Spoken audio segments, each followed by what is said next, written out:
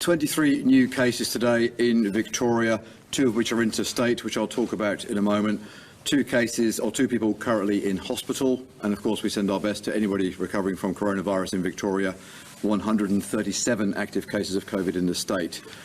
We now have 330 exposure sites, excuse me, and 13,700 primary close contacts across our outbreak. We managed to clear another 253 people yesterday. I might start with vaccinations today. Not only did we do a really high number of vaccinations yesterday, over 25,400, but over the last 3 days, first 3 days of this week, 9,600 people came forward to get their first dose of AstraZeneca. It's really good to see that's a 3-fold increase of AstraZeneca take-up compared to last week, the same 3 days last week. We have another 11,600 people booked in for their first dose of Astra for the remainder of this week. Now, can I just thank everybody who's coming forward to get vaccinated. We have in total across both Pfizer and AstraZeneca, first and second dose, almost 250,000 bookings already made over the next 4 weeks, 248,164 for those who want the detail. But we also have around 240,000 appointments left over the next 4 weeks, primarily AstraZeneca, but also significant amounts of Pfizer across our 51 state clinics. I would please urge now all Victorians, it's time to get our vaccination journey done. We have significant numbers of people who have been eligible for a while to get vaccine, both Pfizer and AZ. We would really like you to come forward and get it done. And for those who are newly eligible, particularly those under 39 for AstraZeneca, please have that conversation with your doctor and with anybody else you wish to consult and make a decision that's right for you, recognising we all need to get vaccinated as soon as we reasonably can. In terms of the 21 local cases today, 15 of those were in quarantine for their entire infectious period. We have 10 of those cases associated with Altaqua College, 3 staff members, 1 student and 6 household members. They are all otherwise well, and they were all in isolation for the duration of their infectious period. We have 4 people associated with the Newport Footy Club exposure, 1 player and 3 household contacts from various connections. 3 of those people were in isolation, 1 is a new household contact. And we have 3 people from the Caroline Springs shopping centre exposure area, all household contacts. 2 of those were in isolation. All those 17 cases I've just gone through were linked, and as I said, 15 were in isolation. We have 1 new case, which is a man from the inner north. He has some social connections to some of our exposure sites. We haven't yet ascertained the exact link. That work is going on. I expect us to be able to link that in the next day or 2. That takes us to 18. We then have, and probably the most interesting cases for today, 3 cases across 2 entirely separate and unconnected households in Glenroy, who are positive. We have no acquisition source for them at this point in time. Obviously, a lot of work happening with those 2 separate families. One of them is a child who attends Glenroy West Primary School. We are, of course, working with the school, as we have done with a number of schools in this response, to get them all tested and to ensure that we rapidly establish acquisition source and any other onward connections. You may recall yesterday I did speak about some wastewater detects, which included Glenroy. That was prescient. I therefore urge people to please, we're continuing to see wastewater detects in the Glenroy to Broadmeadows area. It's a very large catchment. It includes a number of different suburbs, including Essendon Fields, Roxburgh Park, Strathmore, Jacana and Broadmeadows. There are others. I would please urge anybody in that outer north suburb area, in those suburbs I've just mentioned, if you have any symptoms whatsoever. We have active cases of COVID in that area that we now know about. We are very keen to establish any other cases that might be out there as swiftly as we possibly can as we try to run all these outbreaks to ground. There are at least 23 different testing sites across the northern suburbs within a sort of a 10k radius of Glenroy.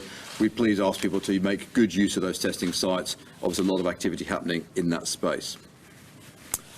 In terms of yesterday, I mentioned 2 cases that were unlinked cases, mystery cases.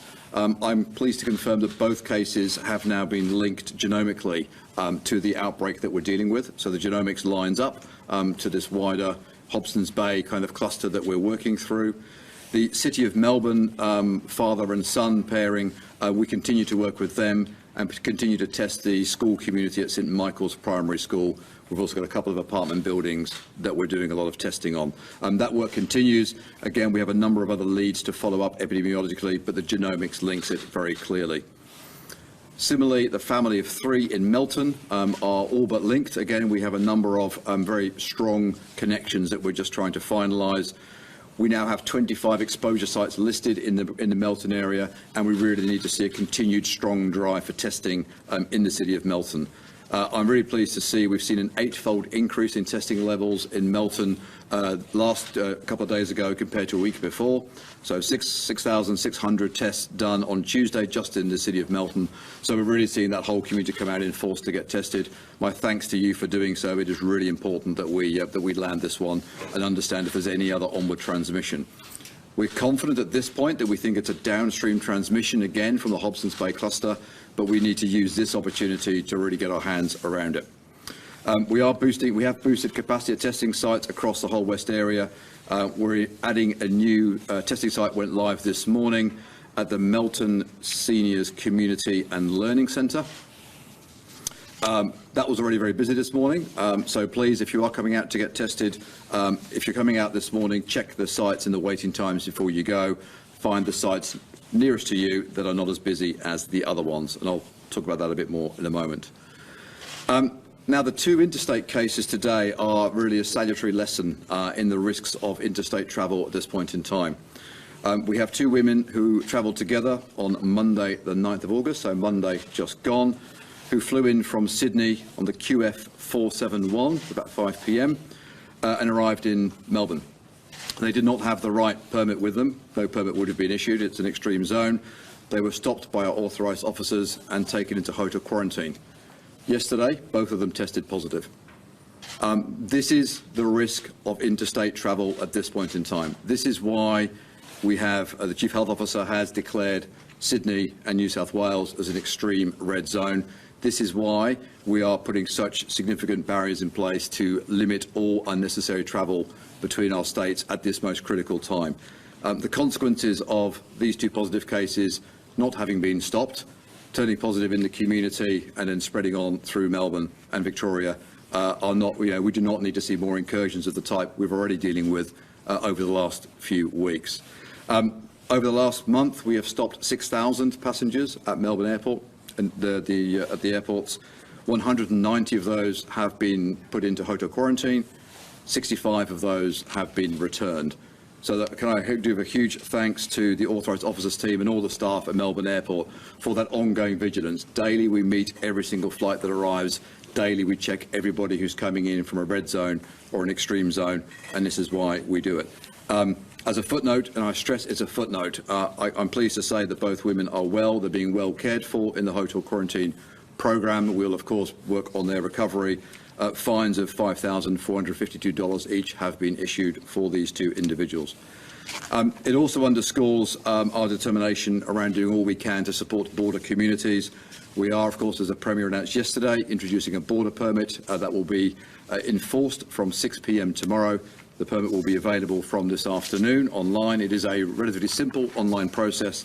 Again, I know it's so challenging now for border communities with the risks we see and the increasing number of cases we're seeing in regional New South Wales, but it is so important that we continue to manage those border permit systems and have a good sense of who's coming across the border and that those testing obligations are clearly in place. Finally, in terms of wider testing, 45,408 tests undertaken yesterday. We continue to see 97.8% of tests returned by the next day. We're averaging around 39,000 tests a day over the last week. So we're seeing a high level of testing over the last few days, and my thanks to everybody for coming out and getting it done. It is particularly important in those areas. We now have a significant part of the North Melbourne suburbs. We really want to see some good testing in, as well as Melton and Caroline Springs, and of course the ongoing exposure sites. We were busy in the west yesterday, but on average over the course of the day, waiting times are about an hour. As we always see, we are busiest in the morning, as we are again this morning. We are much quieter in the afternoon, so I'd ask people to check. And again, please make use of the full capacity across the day.